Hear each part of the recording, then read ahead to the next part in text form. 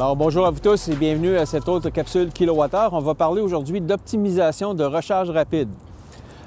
J'ai rapporté de Montréal hier un Volkswagen ID.4, donc avec la traction intégrale, la version Pro. Et je suis arrivé ici avec seulement 19 % de batterie. Donc je me suis branché sur une borne de 100 kW du circuit électrique. Maintenant, pourquoi? Ce n'est pas juste d'avoir une basse batterie qui va faire qu'on va recharger plus rapidement. Il faut aussi penser à préconditionner la batterie, donc faire un chauffage de la batterie. Puis ça, dans la plupart des véhicules électriques, on a un mode, il faut aller dans l'ordinateur de bord et activer le préchauffage de la batterie. Et dans le cas ici du ID.4, ce que j'ai fait, j'ai par contre été un petit peu trop rapide, c'est-à-dire que je n'ai pas laissé assez de temps au système de préconditionner la batterie. Lui, il demande à peu près une demi-heure, à peu près une 30-31 minutes pour pouvoir bien conditionner la batterie. Volkswagen parle d'un maximum de puissance à 170 kW. Le système, vous allez comme peut-être le voir à l'écran, n'était pas à son plein potentiel. Cependant, lorsqu'on a branché le véhicule, on a commencé la recharge, on était à 71 kW de puissance sur une borne de 100 kW. Et pourquoi je vous parle de ça aussi aujourd'hui, c'est qu'il ne faut pas surestimer la puissance de recharge de votre véhicule. Si vous avez par exemple une Chevrolet Bolt ou par exemple une Nissan Leaf, ces deux véhicules-là, par exemple, n'iront pas plus que 50 kW de puissance ou au mieux 55. Donc, c'est toujours mieux d'aller sur une borne de 50 kW. Sinon, vous allez probablement payer un peu trop cher votre recharge rapide. Si vous allez sur une borne de 100 ou même à la rigueur, une de 350, mais vous ne rechargez pas plus rapidement que si vous étiez sur une 50 kW. Notre précédente session de recharge sur la borne 100 kW du circuit électrique, la borne Flow, c'est quand même bien déroulé.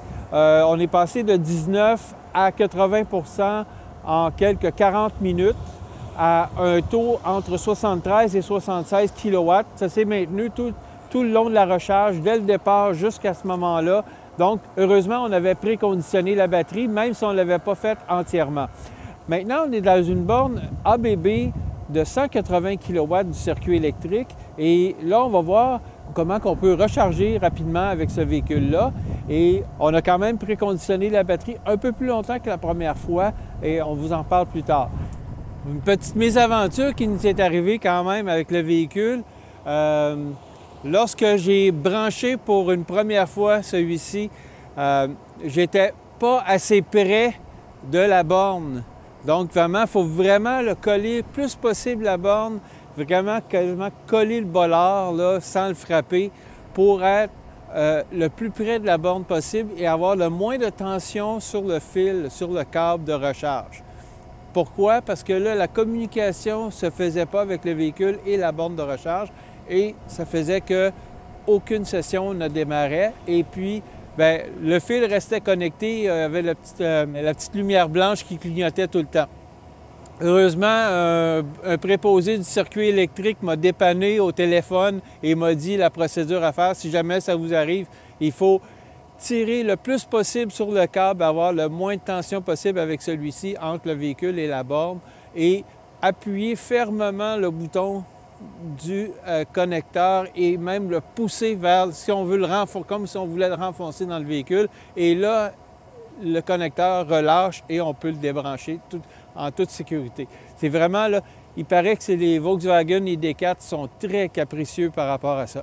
Maintenant, on l'a branché, on était à 11 % de batterie. On était assez bas, merci. Alors, on est en train de voir combien de temps ça va prendre pour la recharge.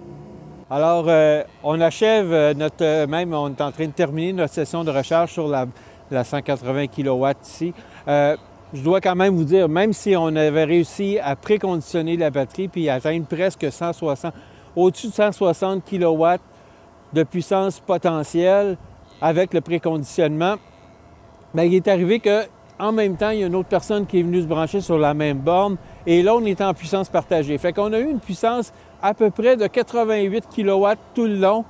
Et puis, lorsque la personne s'est débranchée, avant que je termine, bien, la puissance avait remonté à 105 kW.